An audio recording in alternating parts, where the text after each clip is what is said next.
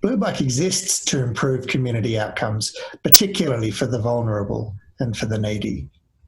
And so this video series is part of that intent to help organisations do better who are serving those in need. So when we talk about what our community sector is seeing out the other end, it's really just beginning to enter the consciousness. Some are saying that they've got strategic systems and process work that they need to keep progressing. Others are still wrestling with what services they're going to continue and how those are going to reshape. And it's just guesswork right across the sector as to which of the changes will be more permanent. There's a sense that there'll be more flexibility in the workplace, more work from home, but really underlying that, nobody's got any idea how this will look in 6 or 12 months' time. The new normal will absolutely require all organisations to have their infrastructure in the cloud. The days of having a server under the desk that you access via a VPN, that's history.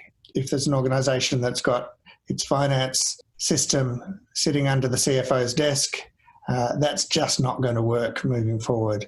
If there's a file share sitting in someone's cupboard, that's just not going to be accessible at scale with a distributed workforce. So those days are gone. Get yourself on Office 365, or if you must, on Google, and make sure all your infrastructure is accessible. So that's a shift that really has bedded down just over the last month for any organisation that wasn't already there.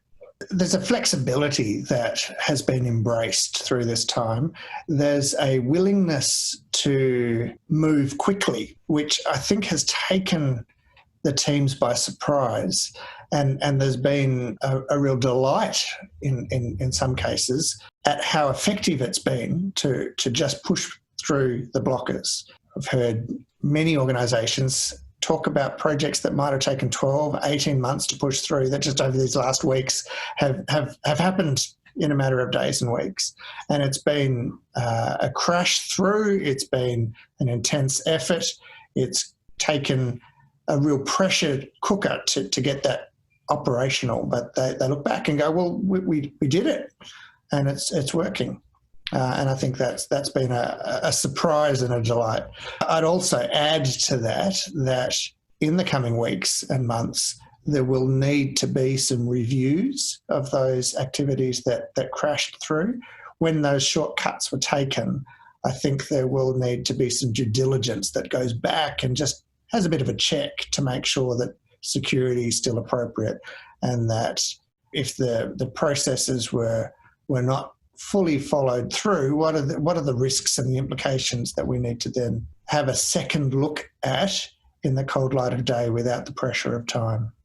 The sense that we've had from the conversations, which is yet to be tested, is that if we can crash through with these projects and just push aside objections and get the results we need, what else can we apply that same determined approach to? Can we make progress on projects that were stuck in other areas as well? There's a sense of anticipation around the organisations with whom we've spoken to say, well, let's test this. How far can we push this? Winston Churchill said, never let a good crisis go to waste. And one of the things that I'm convinced of is that it's quite clear that those who have their eye on this crisis will run a significant risk of being destroyed by the crisis. Those who have their eye on the opportunity and their minds on what it will look like out the other end of the crisis will find that they do come through, and that the world is their oyster as they've been posturing for that success and perhaps looking at how they reinvent through this period.